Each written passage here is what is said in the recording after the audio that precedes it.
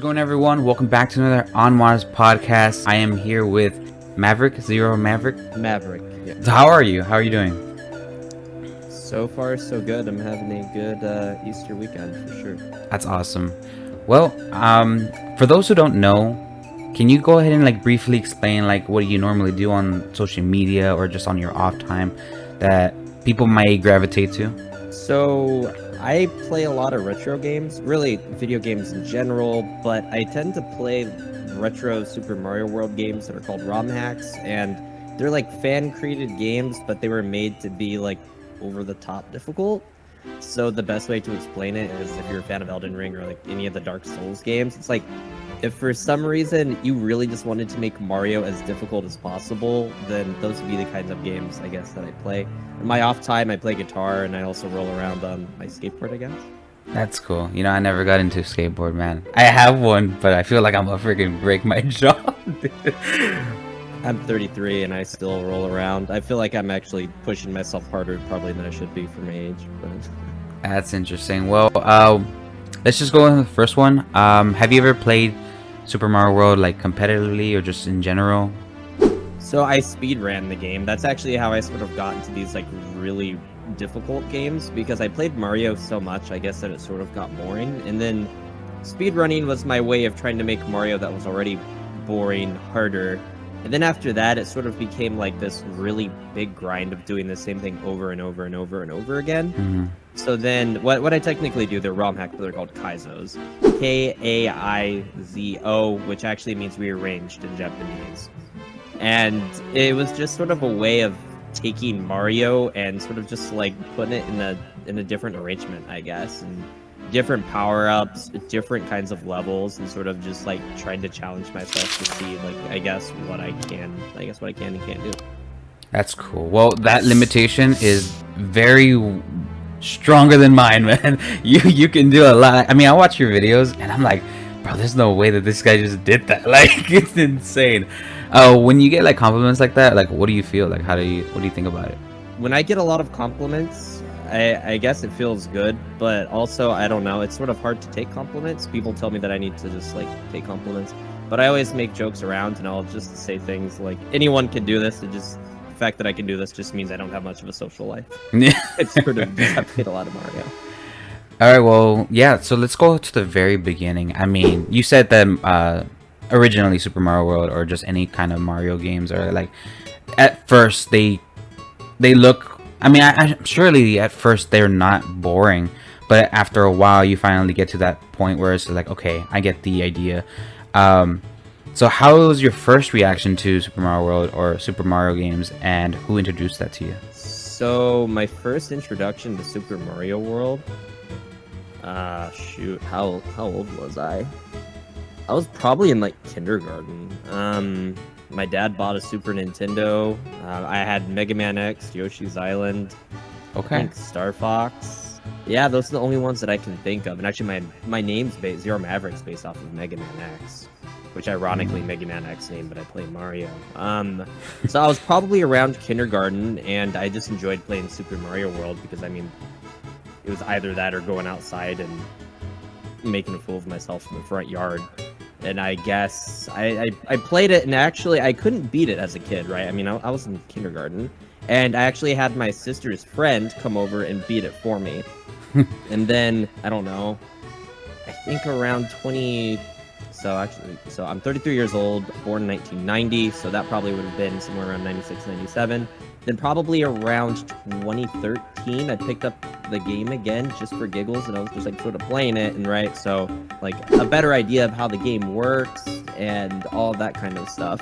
And I watched people on Twitch try speedrunning it. Mm-hmm. I was like, hey, you know what? I bet I could do that. And yeah, so around 2014, roughly 2015, something like that, I started speedrunning the game, and it was really interesting, I guess. Actually, I played it so much to the point that I got around close to the top 10. I don't think I was exactly top 10 for speedrunning, but Super Mario World has different categories. And there is one called Any Percent, which it gets really, really nerdy. I'm not going to go too deep into it, but I mean, this is a podcast. Doing a glitch. You can do whatever you want. So, okay, so like Super Mario World's broken into a bunch of different categories because there are technically, I don't remember the exact amount of levels. Of like there's like 70 something levels, but each level may have a different way that you can beat that level, and that would be called an exit. So you have the secret exits. When you look at Super Mario World's overworld, there would either be a red dot for the level or there'd be a yellow dot. And the yellow dot means one exit, then the red dot would mean there's more than one exit. So a secret exit, and there are 96 total exits in the game. And the categories were sort of made around like trying to figure out how you can be really creative with speedruns that deal with how you can sort of like do these exits. And because of how the game developers, how they made Mario, there's a really popular way to beat the game, and that would be going from Yoshi's Island to Donut Plains, and then from Donut Plains there's a secret exit in the ghost house. And if you get that, then it actually takes you to like Special World. I guess it's called Star World. Special World's the one up top. And it basically you go around the star, and then on the it's considered Star World 4, I believe. If you get that secret exit, it takes you straight to Bowser. And like the you can get to that. At least like the speedrunners get there roughly around like the 9-minute mark, basically getting to Bowser that way. And there's a glitch technically, I guess, going back to that you have to do in I guess it was Yoshi's Island 2, or a lot of people see that as the first level, but it's actually the second level, where you collect a coin at the same time that Yoshi collects a coin, and it's really weird. There's a lot of stuff that goes on to it, but because of the way that the game developers created the game, I guess, like, a charging chuck, which are those weird, I guess they're like Koopas that for some reason played sports. They're like, okay, I'm gonna tackle you. I have like a football helmet. Oh, yeah. I know. Like, yeah, like, they have the same, I guess, like, how can I explain it? Like, they have some of the same attributes, I guess, as a power-up would. And you can actually gain them as a power-up, and that power-up would actually give you a cloud. So the Lakitu cloud being those like annoying guys that would like throw stuff off when they're just like floating around. Yeah. You actually get a cloud up there, and the hardest part about this is going all the way to Bowser without taking damage, because if you take damage, you're gonna actually end up losing the cloud. And I learned how to go all the way from there to Bowser without taking the cloud, and then the cloud actually manipulates Bowser. And it's really weird. Like, Bowser has a lot of animations, and like he'll drop fire from the sky, and he like flies in and he flies out, but you can basically skip animations and do a lot of really weird stuff with it. But that ends up being like the full speed run. Personally, I think I got it to like 10 minutes flat, and then after 10 minutes flat, I quit. But there are people, I think, that got it to like 9 minutes and like 40-something seconds, 45 seconds. Okay, wow. I would need to look at the leaderboards, but yeah, that's my my nerdiness. And seeing your name like on that top 10, maybe even top 5, how does that make you feel? Like, so it definitely wasn't top 5. If I think at one point I was close to top 10. If anything, it was probably like top 15. I would need to go back and I would need to look at it, but it was relatively close, and I guess like it was sort of cool. It was something that, like, I guess the fruit of my efforts sort of just had happened. Like I joke around and I say like, yeah, I don't have much of like a social life or whatever, but I was doing something that I truly enjoyed. I enjoyed playing Mario and just, I guess, trying to see like the best that I can be. And so when you're seeing like the first startup game, like let's say it was Mega Man, right? Why don't you like play specifically that? What made you change gears into Mario? Mega Man X, like, okay, this sounds fun. Mega Man X was really hard, especially as a kid. I didn't beat Mega Man X, I think, till also around like 2015, actually. Like, I don't know if you've played Mega Man X or like any of the other games, but those are hailed as, like, Mega Man games, I guess, in general, are pretty much hailed as like some of the most difficult things ever. I think there are like some cheeses and like some cheeses where you can like beat the game a little bit easier, but those are like, dude, if you were a kid and you beat Mega Man X, I'm bowing down. Like, you're a god gamer. Like, I couldn't do it. But I went back and I beat Mega Man X later on, and I was like, that was still, I was like, I was probably like 23 or 24 of them. Like, that is still a hard as heck game. Dang, that's crazy. So yeah, Super Mario World was just a game that is like really easy to like hang out and just like play casually, I guess. And then if you want to try and take it, because it's so easy, it's like pretty casual. The moment you're trying to take it like not casual, be a little bit more hardcore with it. I guess to me that's where it becomes a little bit more fun, because you have like some wiggle room there. That's cool. Do you so you said Super Mario World is what you like specialize in, or do you play multiple different versions? Super Mario World's probably, yeah. If you want to talk about like games that I'm truly good at, Super Mario World would be it. Okay, and what will be your second place? Like what you're really good at? I don't even know. I've been I don't know. What are, I guess, other games? And like I don't know if I'm like the second best game. Like I guess I've been playing a lot of Elden Ring. Like I was talking about like Souls games and stuff like that. I've been trying to go through, and I beat Elden Ring multiple times. I actually fully completed it on my PS5. Wow. I want to go through and do a level 1 run, and I think I've beaten like the first 2 or 3 bosses on it. Wow. But it's really hard. I give anyone props. Anyone that can beat that entire game at level 1. I've been struggling for like the past 3 months. It's a good challenge. It's fun. That's crazy. I know, for those who don't know, those Elden Rings are like Dark Souls games. Like they're very difficult. I mean, they're not like something you pick up after you came from work. Like you gotta mentally put yourself in that position to endure that much, especially because like there's nobody on Twitch right now doing like subathons or like strong periods of like streams playing that game. Like people need their breaks, you know. There's times where people just need to like take a moment. But I want to go back into basically Super Mario World. So I have a question here. It says, what do you believe that sets you apart from a casual player to like, I mean, I would say a professional player. I mean, because you've really like mastered that. The amount of hours I guess I've put into that game. Like when I talk about how many hours I've put into Mario, I guess or Super Mario World, I also include Mario Maker. So Mario Maker 1 and Mario Maker 2. I put thousands upon thousands of hours into Super Mario World. Like I think the casual average player would maybe put like 10 or 15 hours into it, just like on and off.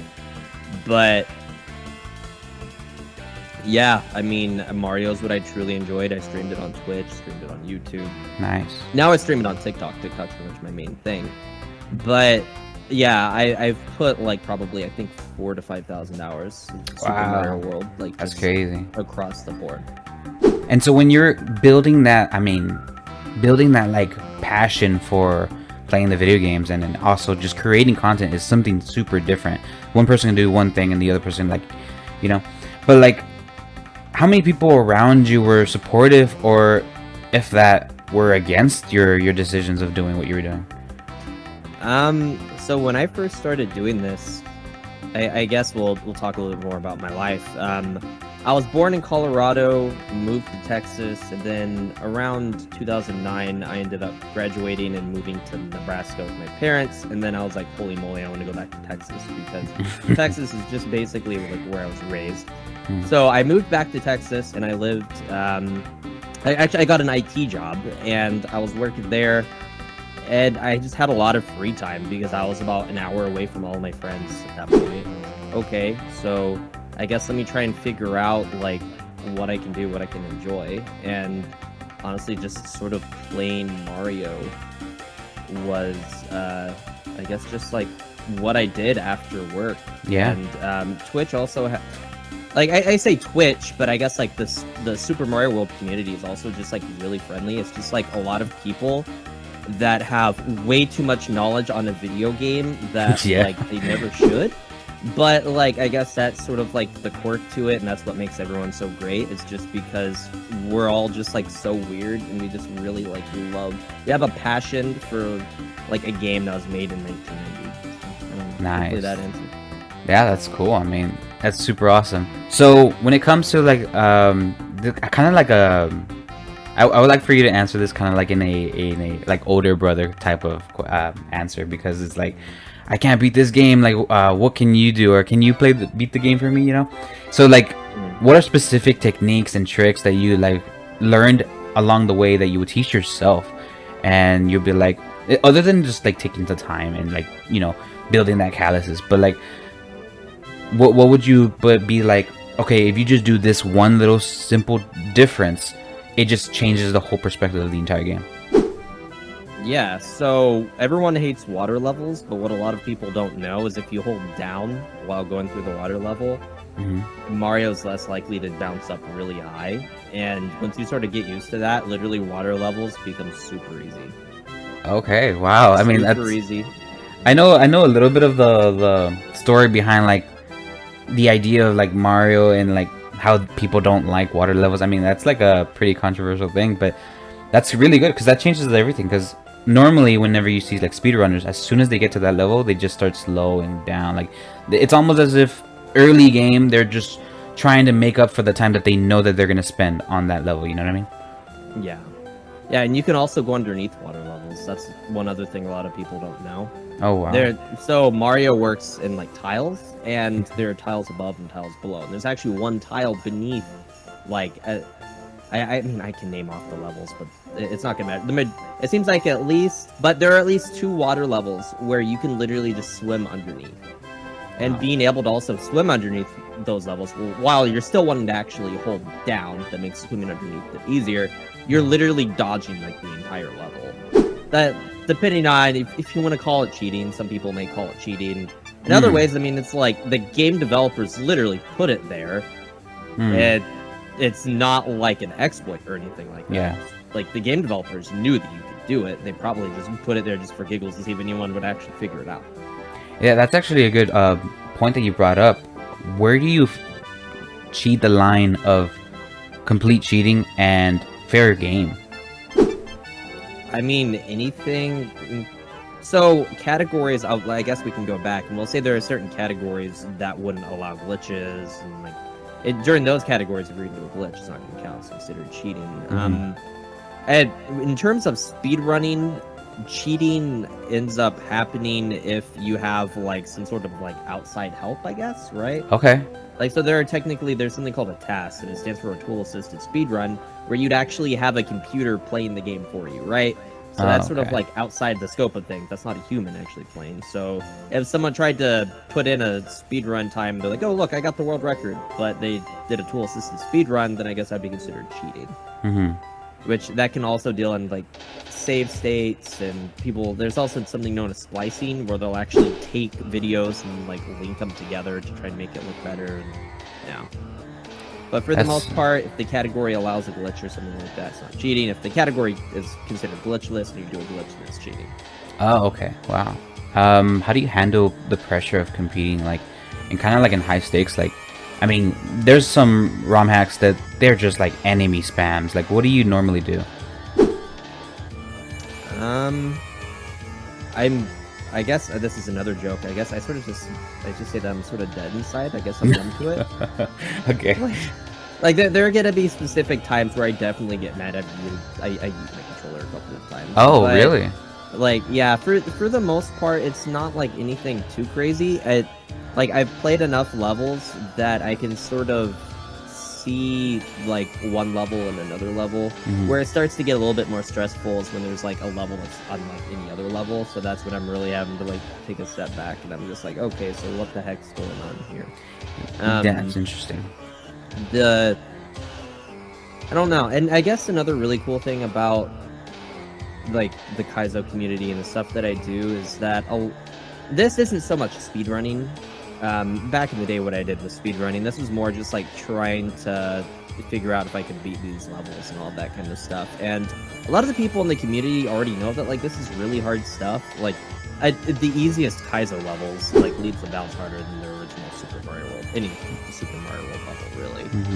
And like they all just come to the conclusion that like this is hard and there's no such thing as like the best Kaizo player, I guess, just because like everyone, if you're actually sitting through it and like you're wanting to learn and you're truly enjoying it, then like you're the best Kaizo player, I guess. Because it's real easy to get stuck in the competitive scene as like, oh, but I'm the best, or they're the best. It's like, it's so toxic. So I don't know. Yeah, that's sort of been the interesting way to it. Yeah, that's a very interesting take on that.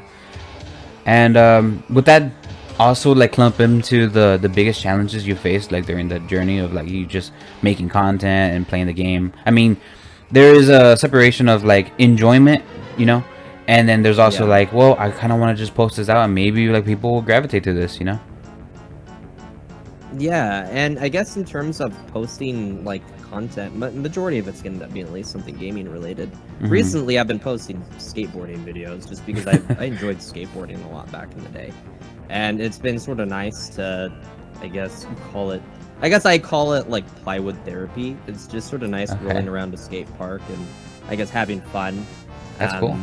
I was never the world's worst skateboarder, but I was also never like the best, and it's sort of cool, I guess, to also show my friends on the internet and also like viewers, like really everyone, that like I guess I'm not only Mario.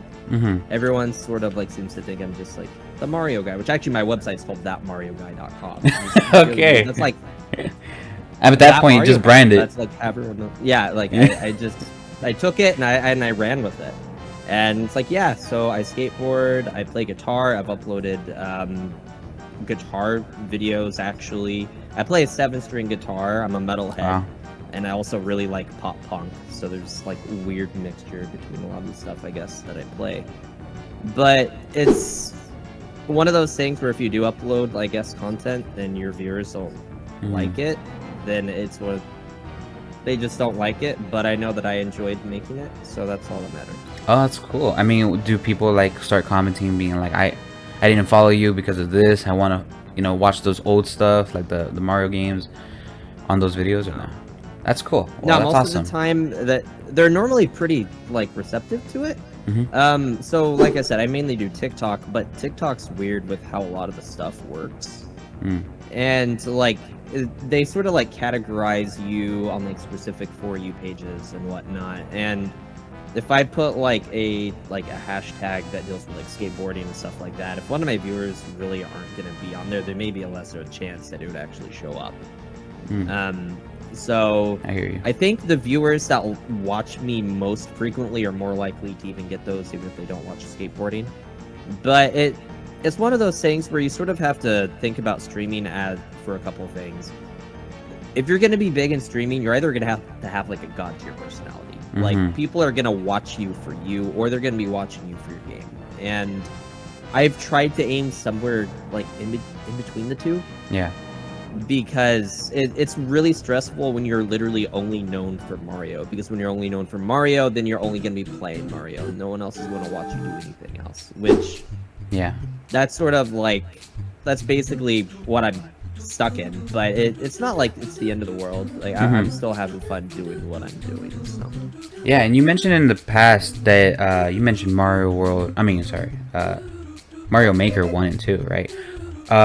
Big question: which one's better? Is it insane to ask that? There were actually differences between the two.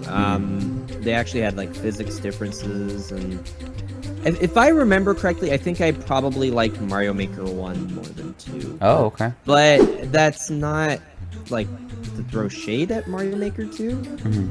I technically quit doing Mario Maker whenever like I really started doing ROM hacks and stuff like that, just purely because Mario Maker, the way they created the physics is they wanted to try and have it tied like basically as closely to the newer Mario games as possible, right? Oh, okay. So even though they have Super Mario World, like a theme on there, if you actually play that and then you try and play the original Super Mario World, like the physics are completely different. Okay, wow. Mario, he feels like he's like Steel Mario or whatever, like the N64 power up. Yeah. Like he feels really heavy. It's like Mario on ice. He's slipping and sliding everywhere. Versus on like the original Super Mario World, where it felt like it was just like it was a pretty casual speed, pretty casual run. Like there wasn't anything crazy to it, and it was just like easy to pick up and easy to play.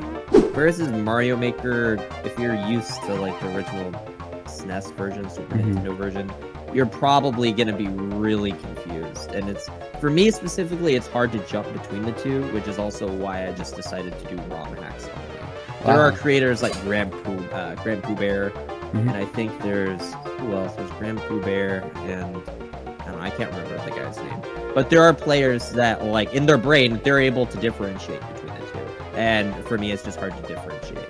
That's crazy. I mean, I'm in that boat. I mean, farther from you because you've been playing and you really like that stuff. But like, I wouldn't be able to even tell like, oh, Mario's sliding a little bit more, like even like a second more. Like, that's insane. And I feel like every inch of that like source of information tailors to how you're gonna play the rest of the game.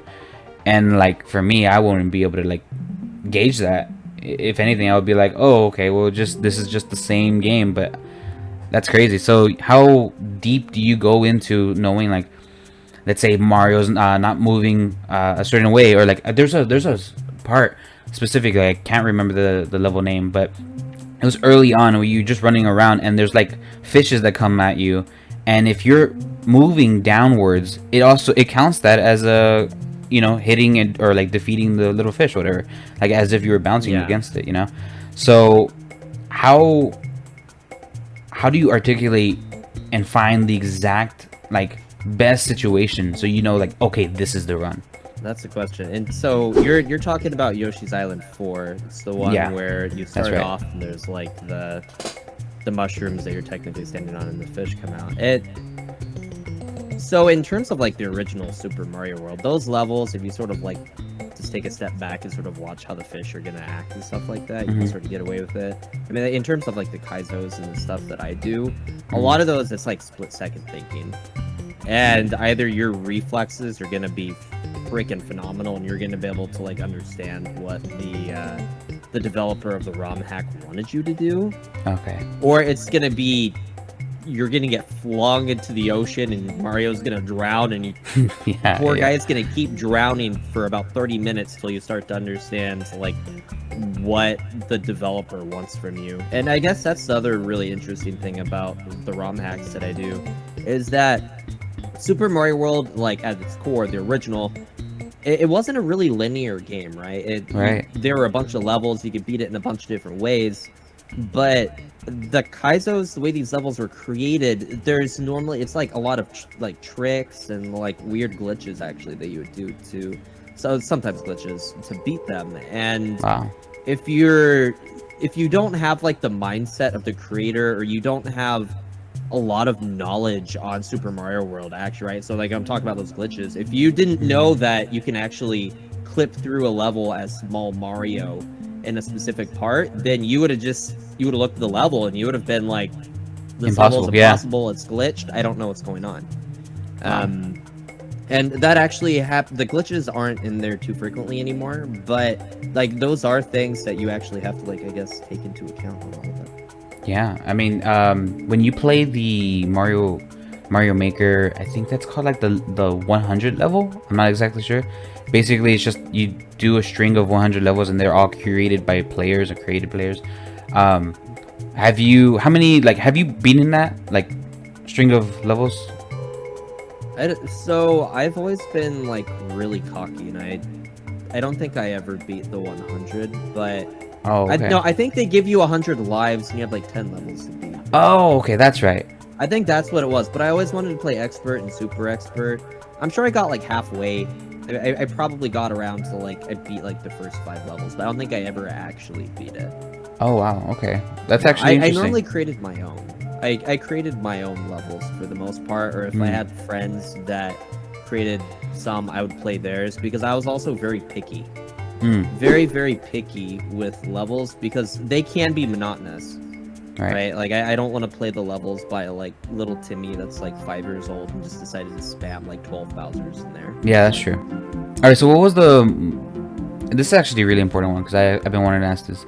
What's like the most memorable moment or like a victory? Like you beat the game and you're like, not beat the game, but like let's say beat one of those like Kaizo levels where you just go like, wow, I can't believe I even freaking did that. Like, has there been a moment where you just like take off your headphones and be like, let me just like soak in on that victory because that was like some next level idea? Yeah. So there are a couple of times, I guess, that's happened. One of my favorite ROM hacks is called Dark Star, and there's a level called Zer0mavrickTV, and it's actually based around...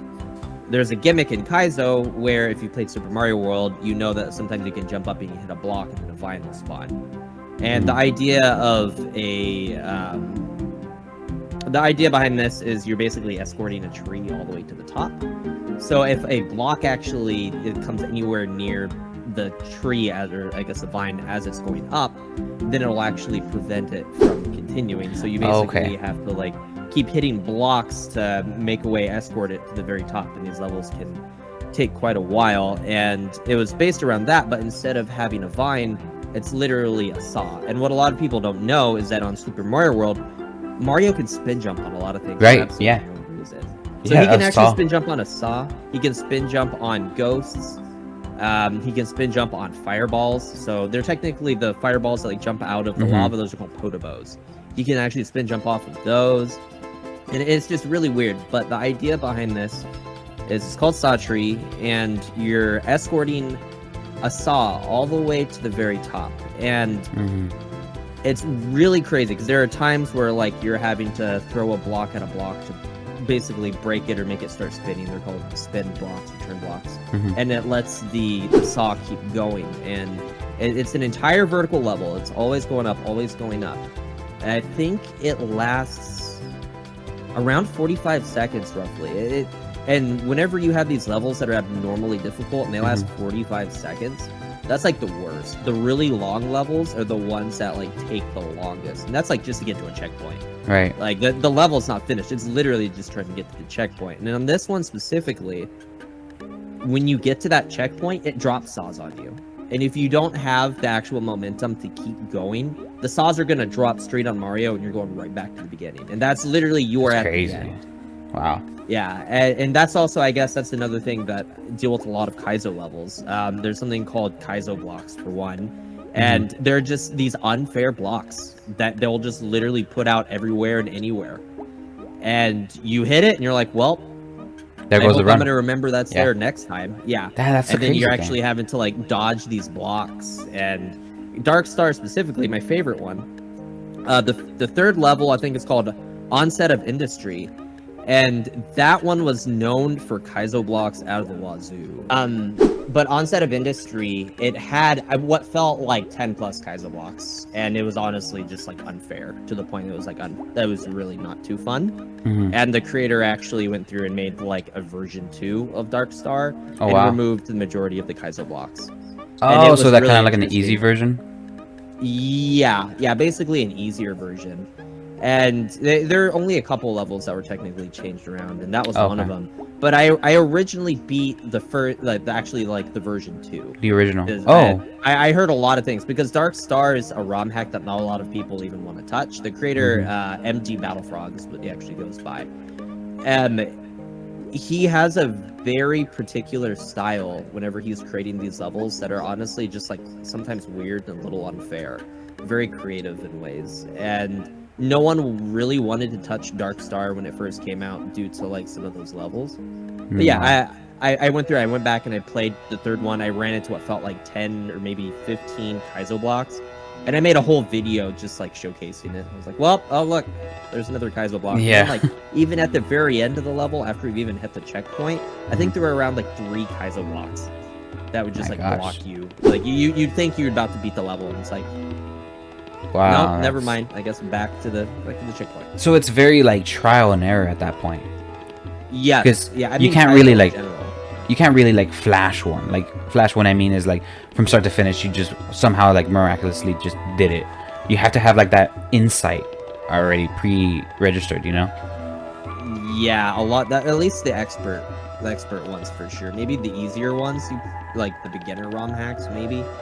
But like, yeah, when you're doing things like Dark Star, another really well-known one is Grand Poo World, or there's also one called Storks, Apes, and Crocodiles, and that is created by why am I having a brain fart?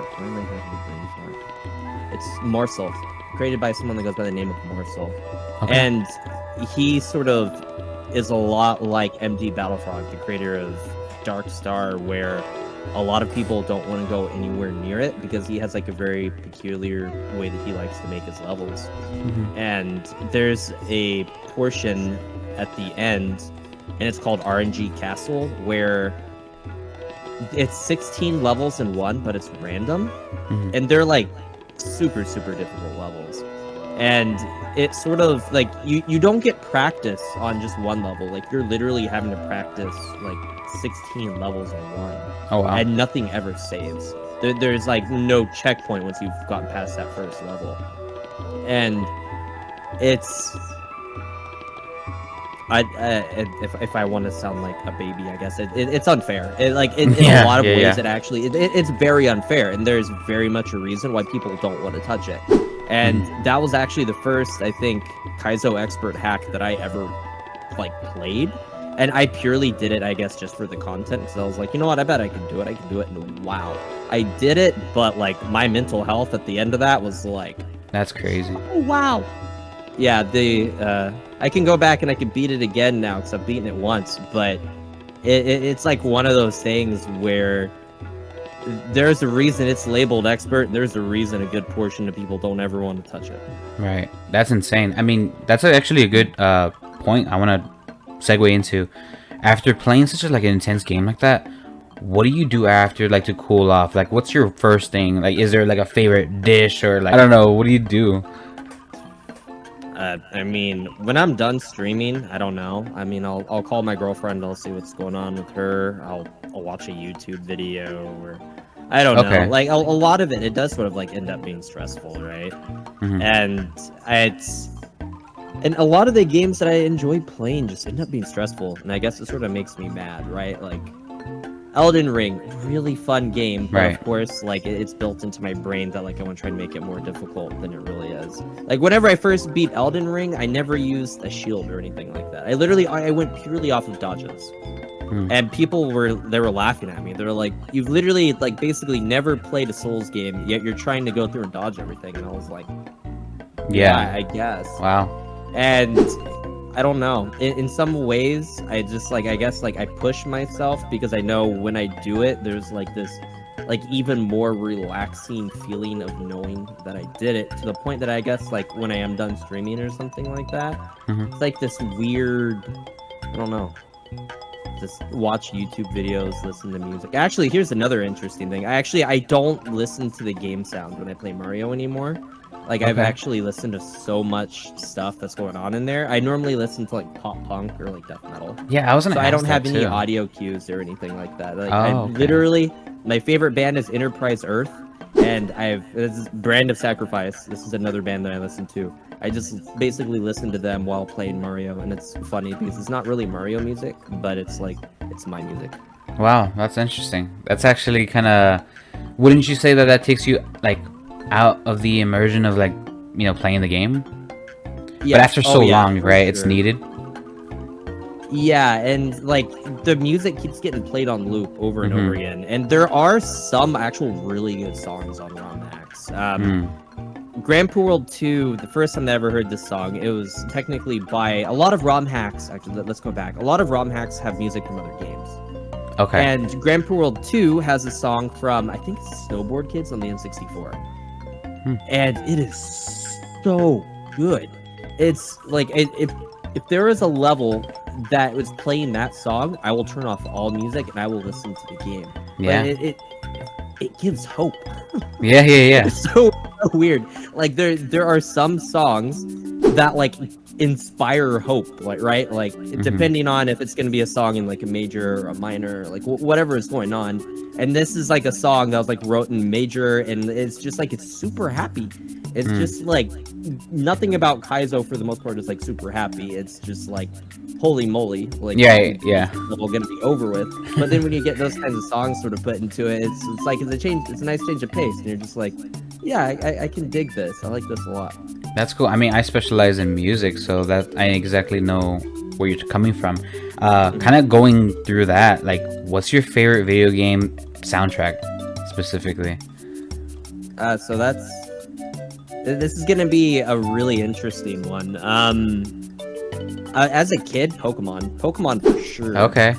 Like listening to the midis and stuff of that, where you'd get out of the Game Boy, and then growing up, learning more about music, seeing other people like actually talk about the music and play it itself. Like what was actually wrote for that kind of stuff is nuts.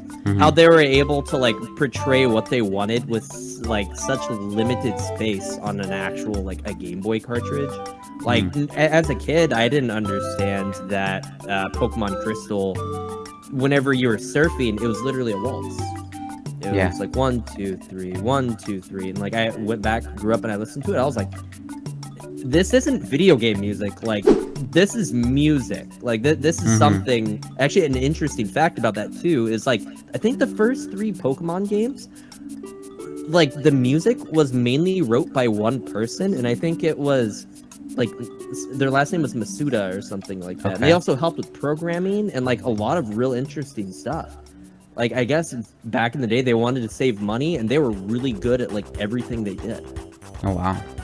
Going back to kind of like on your off time, not necessarily like streaming or just playing something like for yourself, whatever, but like do you typically like stay updated to like the latest strategies or like developments of like how people are playing the game, or do you just kind of like adventure that on your own? That's sort of. It's one of those things where I guess I don't always actively go out and do it. Like I hang out in a lot of other streams where people do a lot of the same stuff that I do, I guess. And if I see that like they're doing something different, and I may ask them, I was like, what was the idea behind that? Sometimes they're just like, dude, I got scared and I attempted it, and I was like, yeah, that's fair, that works. Other times they may be like, yeah, so this is like something else that I found may end up being easier, and sometimes I'll try it. But for the most part, Mario's sort of been like drilled down to a science that a lot of stuff doesn't really change too much anymore. What advice would you give to aspiring Mario players and like to help them like build skill and to become like professional, like in a professional level, reach a professional level? I would watch a lot of other people that or like watch their streams, watch their YouTube videos or whatever, going over whatever you want to do. There are a lot of videos that like sort of teach speedrunning and like the mechanics of Mario. Mario's one of those games where it's easy to play and it's really, really difficult to master. But I would argue that still, even though it's really difficult to master, it's still a little bit easier than a lot of other games. I still would argue that Mega Man X is harder than like Kaizo. Yeah. Like Mega Man X is such a hard game. It's a lot of time. It's a lot of time and effort, and I guess just sort of like studying to try to understand things. Because, like I said, you can watch a Kaizo player, and the Kaizo player will be trying to go through and do a level. But even if that Kaizo player doesn't understand that there's a glitch that had to be done right there, like they're gonna be stuck at it and they're never gonna finish the level. So it's a lot of studying, I guess. Okay, so the beauty about like what you're doing is that you're able to create content and then, you know, flesh it out. But in reality, and your own personal, before like you really release a video, you are having archives of like footage of your trials, you know, like of you playing. So you have the luxury that other people don't, to look back at your own videos and see like, okay, how can I like, you can like analyze like your approach on how you played the game, or like identify like areas that you could see like, okay, I need improvement on. Have you taken time to just watch your own stuff? So the most of the time actually when that occurs, so I multi-stream, and the way this works, I sort of do it live, I guess, in a sense. Because Twitch and YouTube and all of those, there's a delay.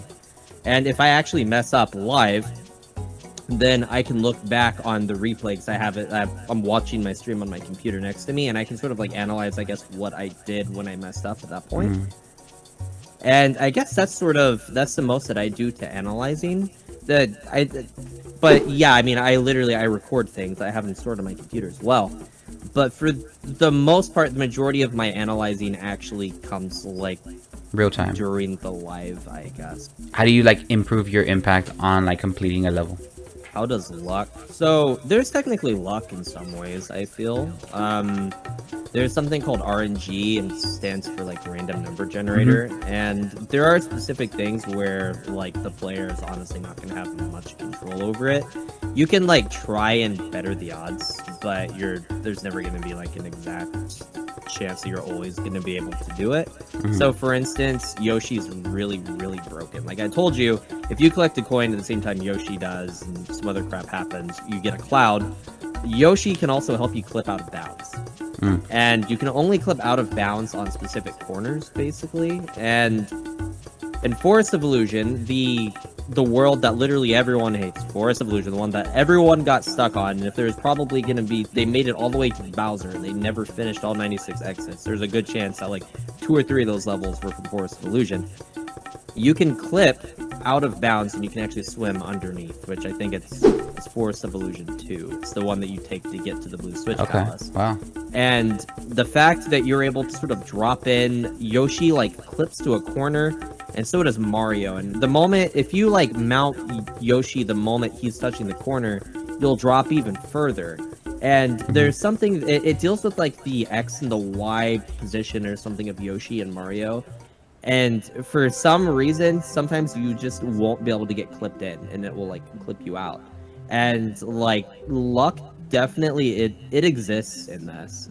You can do your best to try to minimize it. You can do your best to try and give better chances. Yeah. But there's luck. And I guess what was the other part that you asked after that? How do you like specifically improve on your determination, like a quick timer advance, like being able to just know like okay, I need to move over here, and it's like something that you would have not known until you had died, you know? But like since you're doing it all at one go, like how are you able like to be on your toes on that? So I mean, in terms of the speedruns and stuff of the original, a lot of it's sort of just like learning backup strategies, I guess, right? So if you do the clip in Forest of Illusion 3, then that ends up being, I think it saves like up to 15 seconds actually, which is really, that's like a pretty decent save, because at that point actually that level also lags. The game developers, for whatever reason, they gave no care to things. Like they'll still actually force the game to drop beneath 68 FPS, and if you can go underneath, it still lags, but it's not as bad. And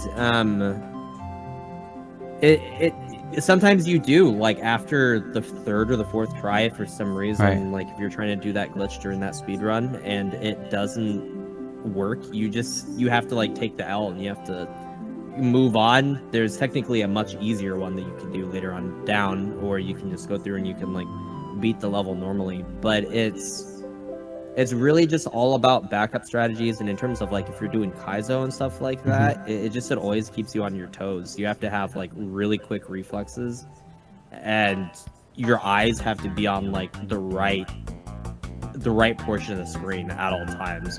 Depending on the creator, sometimes these ROM hack creators will have things like blue coins, which will generally mean like they want you to do a spin jump or something like that, and then just a generic coin means a normal jump, because there are specific enemies where you have to spin jump to actually be able to do some things. If you do a normal jump land on like a saw, you're gonna die. Green coins generally mean you're gonna throw something, so in these, it's either you're gonna be throwing like maybe a shell, or sometimes you can also like do you can drop a spring actually, like at the peak of your jump if you do it right, and then Mario will land right on the spring and like bounce higher. But yeah, it's not easy, and that's actually something known as reading. And there are some creators, or some, I guess the other creators are players. There's a guy named Laserbelch who's on Twitch, and he was going through and he was playing Grand Prix World 3. And one of the things that like everyone was talking about, I think I was watching a YouTube video, or maybe it was a video that popped up on TikTok. But some of these people, they're just really, sometimes I can get good reads, but like there are people, they read it like it was a children's book, and they like these really hard levels, and they just go through and they beat it. Wow. Yeah, it's pretty nuts. That's crazy. Going into that, like having that trial and error, like as we mentioned before, and just like consistent, like failing and then trying again and failing and trying again, but slowly inching your way through the level. How important is it to have like mental fortitude, you know? That's the best way to say it. It's just like how important it is to like not come off all upset and play the game? Like, how do you know, like, okay, I need to take a time off?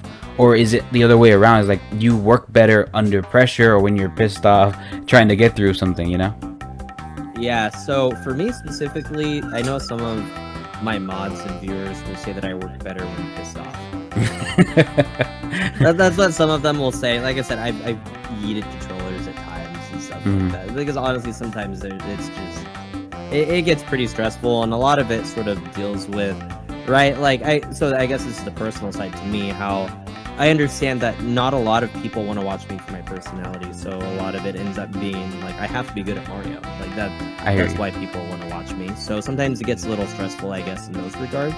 But like content is content, so even if you do bad and you get upset, and let's say you do yeet your controller, that is also that's People interesting. laugh at it.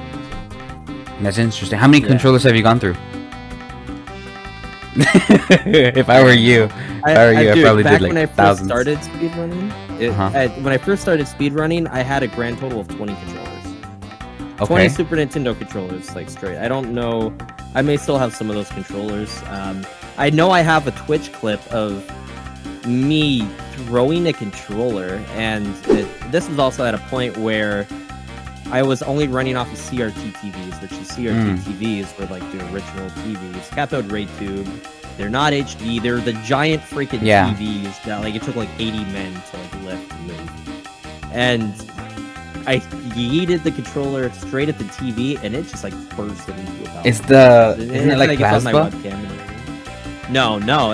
So CRT TV is like those giant box TVs. Yeah, I grew up with one of them, but I thought it was like made out of plasma, because I know like plasmas do explode like that, you know. But yeah, I get you. I grew up with one of those, and man, like I did play like I think it was like the NES, and I thought it was so cool, but like I never told myself like, oh yeah, I'm gonna get like really good at this. Like that's crazy to me, you know. So to hear your point of view and like your personal life, like how you grew up into it, and you're just like, yeah, I'm just gonna keep doing this, and in reality you created like a career out of this, you know, like you created like something off of this, but like at that very moment you don't know like this notion will be creating like a foundation of what you're gonna do, you know. And so it's pretty crazy how you went through that. And you've mentioned many people, but how many people have you like during this community, because you mentioned that they're the community, how many people like have you gotten in touch with just because you decided to like not put down the controller, not go outside and play something else, whatever? Like how many branches of like information and like relationships you have created during the time? Like there's a lot of in terms of like the Mario community. I'm trying to even like go through and think with a lot of things. During my speedrunning times with the community, I guess I knew a lot of people. There were sort of, I guess, like there were the big wigs, and then there were just like the people that really enjoyed playing. I got to know a couple of, I guess, what I consider to be the big wigs. There's at least to a point where they were to recognize me, I guess. There would be one person that would be RG Mech, or I guess his YouTube name was RG Mech. I don't remember. You know, I knew him as Dots Are Cool, but he actually on YouTube, I didn't even know this. He actually has 100K plus subscribers, and like if you're interested in actually trying to understand how glitches and stuff really worked in Super Mario, which was really cool.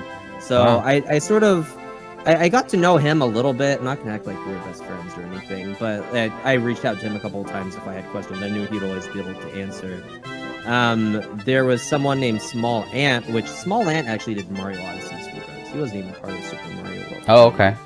But I got to know him purely just because I started speedrunning Odyssey at one point. I guess there's another little random fact. I haven't touched the game in a while.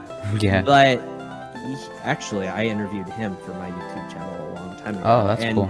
He's always just been like really chill and really cool. I feel like I can message him whenever I want. Then even outside of that, I guess like the more famous people, I guess, that I've gotten to meet. Actually, no, I guess 1980s Gamer, if you know who that is. He's really big on like TikTok and YouTube. I guess I got to know him through it, but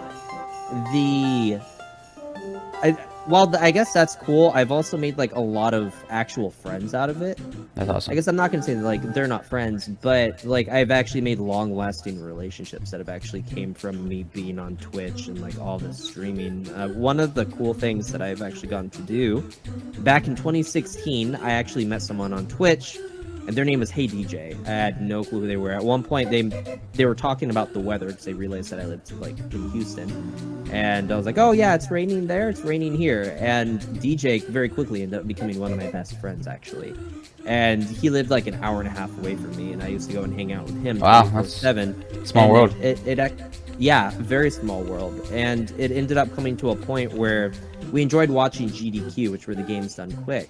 And we wanted to do our own like version of that, but like at a beach house as well. We live in Texas, we live near the Gulf, and we did something called speedrun beach percent basically. And like the percent is just like it's just referencing speedrunning, because you can say percent at the end of something to say that like you're not gonna actually 100% something. There's gonna be a specific part of it that you're gonna miss, but others you're gonna do. And we invited a lot of people. Someone named Panda Bear 314, really cool. Well, one of my favorite people I think that I've ever met. I don't talk to the guy anymore because he's always too busy. He's doing his own things. Matchbox Matt, which he actually ended up like moving to Houston for a little bit, and it was sort of cool getting to hang out with him again. Who else was there? I had some friends that came to it from my old like high school, and then I guess a couple of other people. I don't remember their name. Marcus. There's Marcus and there's someone else.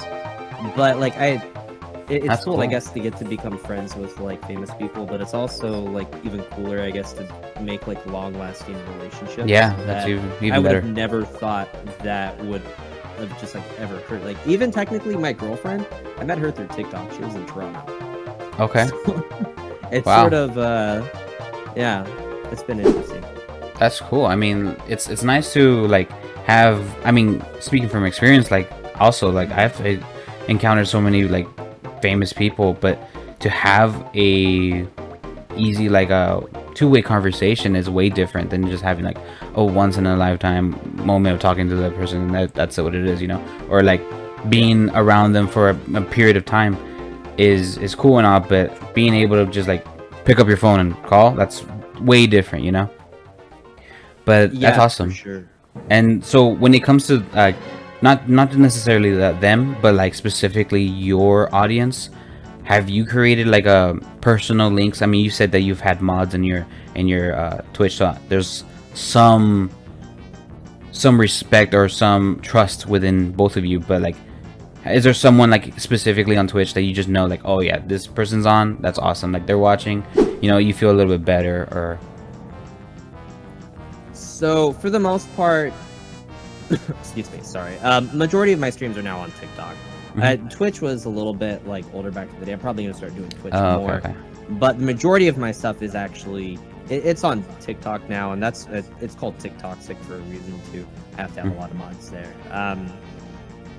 My girlfriend is a mod, Hannah. It's always nice seeing her in there. There's someone that goes by the name of Cashper. There's Stephanie. Like, actually, I have a lot of mods. I think I have like an upwards of 30 mods. Oh wow, okay, that's awesome. And I mean, and it's because there are times where sometimes it doesn't happen too frequently, but when it does, I've had streams that pop up to like 4,000 viewers, like the entire time. And when you have like that many people talking, especially on TikTok, that's where it starts to be weird, because you get like a bunch of different ages, anywhere from like literally 6-year-olds to like people that are supposed to be adults, but clearly you could argue they're probably not an adult. That's cool. And you know, you were mentioning how you were rubbing shoulders with like other people that you spoke to, but is there anybody like specifically that you admire or that you draw inspiration from throughout your career? Yeah, so there are, the majority of them are like Mario players, and there's one COD player. So Small Ant's gonna be one of them. To me, it was just crazy sort of watching him grow from like a 1 to 2 viewer person on Twitch to like one of the top streamers and even YouTubers. Like, that's very, very inspiring. I'll still go into his Twitch streams, and I'll like. Really, the best way to end up talking to him is like I talk to him once a month, if it's gonna be on Twitch at least, and whenever my sub renews, it'll do like text to speech and stuff like that, and I'll just be like, "Hey, what's up?" And he's like, "Oh, hey, Zero," and then it's funny because everyone in chat's like, "Oh my God, he's one of the first 10 people to have ever subbed to Small Ant," so it's yeah, like. That's cool. It's funny, because then at that point, I have like my own weird like part of being famous, but it's not like it really matters. It's like me going in there like once a month. There's another person that goes by the name of LinkDeadX2, which they do Super Mario World ROM hacks, and the guy's really good. Like he makes everything look really easy, and that's one of those things that like I would aspire to be. Like I wish I could be anything like him. And then there's a COD player that goes by the name of Lucci. And every once in a while, I guess, I play Call of Duty with Hannah every once in a while, my girlfriend. And I watch him, and it pisses me off, because he's so good at it. He just makes it look so easy. He just picks up the sniper rifle, and he's like, oh, headshot. Headshot. It's like, oh, you know what? I can do that, too. The guy was over here, I somehow shot over there. It's not easy. Wow, that's crazy. Let me go on to the next. Well, actually, I never got to tell you, but really nice setup, man. Like, it looks amazing. I gotta ask, other than like, you know, your material things like to help you with your content, what is one thing that you've bought just for yourself? Like, let's say like one of those plushies, or like something that you like really like just for yourself, and not necessarily anything that has to do with like recording for a video or like a camera or whatever. This right here. The biggest one. Yeah, so I mean, I really like Pokemon clearly, but I also really like Mario. When I bought it, I thought it was gonna be bigger than this, but this is still awesome. Really cool, and they're really hard to find anyway. So I don't know. This was, where did I get? I think I got it off of like eBay or something like that. And these are hard to come by, even when they first came out, and even now because they're no longer made. But there will be like bootlegs that are created. Oh, okay. So you may find these, but you don't know if they're actually like legit. And this is one of my favorite things, I think, that I have purchased. That's cool. And it's like $30, right? Like $30 for this. This is really small. Yeah. In the long run, probably not worth it. But like from like a nostalgia and like how much this kind of stuff means to me, $30 is worth it. It's cool. I've never seen something like that. Kind of like stemming off of like your personal life, how do you balance your passion from like playing Super Mario or like Mario games in general to just completely like just playing on your own? Like I know that I've streamed myself, but I know there's moments where you just want to like stop streaming, and then after you stop streaming, you either one, you just want to take a break, or two, you keep playing, but you don't have to be on like entertainment mode on, you know? And so what's your take on that? Yeah, so at this point I've sort of just like set it's like a mental timer. I think after about 2 hours I'll generally just turn off the stream. My job, so while like I stream and I make money and that kind of stuff, I actually work for a TikTok. So I'll call it a TikTok agency. Agencies no longer exist, but we're called creator networks. And part of my job is actually still streaming for the creator network while I manage other TikTok creators. So like my life is like full TikTok, and because of this, I literally I can keep streaming for as long as I want to, but I also understand that like TikTok is so much of my life. Like there needs to be I need to differentiate and like separate at times. So normally after around the 2 to 3 hour mark, I will shut down the stream. What it sort of seems to end up being, if you want like a overall how many hours a month I would stream, roughly around probably 60 hours. Okay. Wow. So what do you think the future holds for like speed running for Mario games, or just any other games like that you find interest of? I don't know. I mean, in terms of Super Mario World, it's one of those things where the game's been tore apart and like picked at so much. I don't know if you're really gonna see too much in terms of the speed running on there.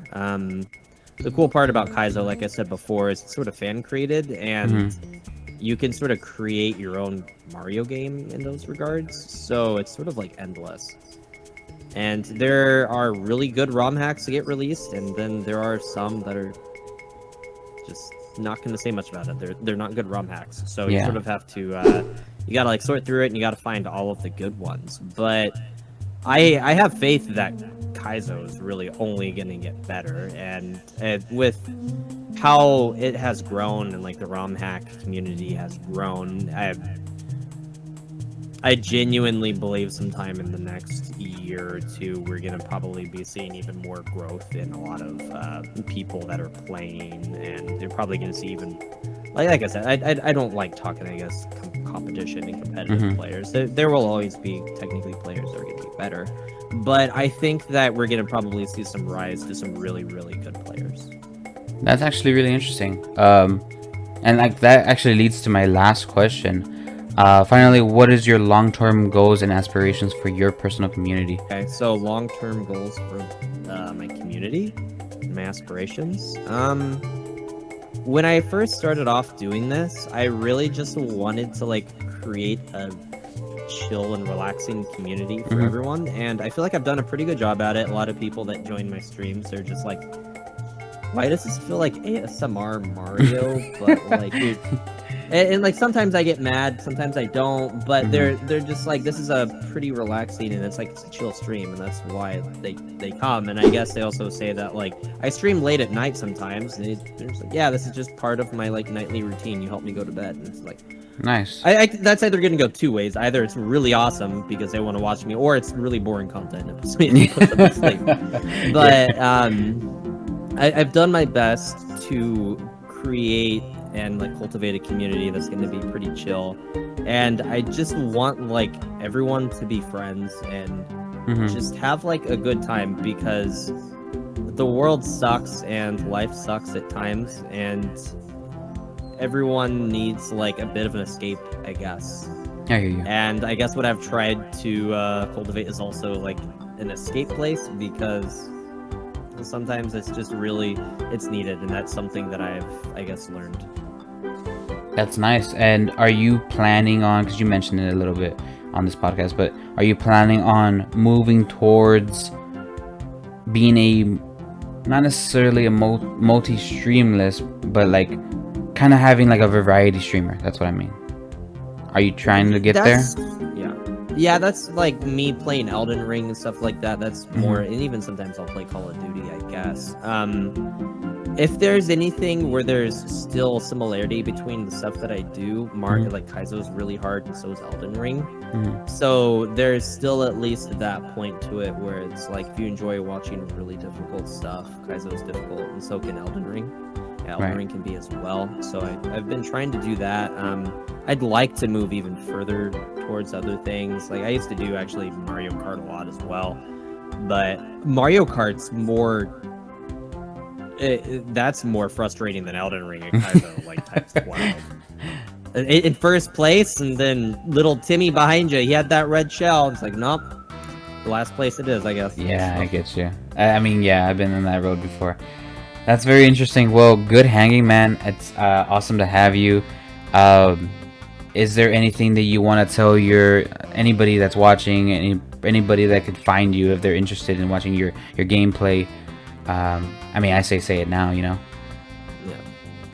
Yeah. If you're interested in my content, like we pretty much went over it. I just play retro games, Mario, difficult games, sometimes other things. But thatmarioguy.com, literally like the world's easiest website. I remember. That's nice. That's awesome. Yeah. You said you do TikTok too, so it's all under the same @ right? It's all okay. Yeah, perfect. Zer0mavrick, ZER, the number 0, then Maverick without an E. Because I had to be edgy when I was 14 years old. Well, that's awesome, man. Good hanging. It's a pleasure to meet you, and pleasure to meet you too. I think that's all. Yeah. That's all.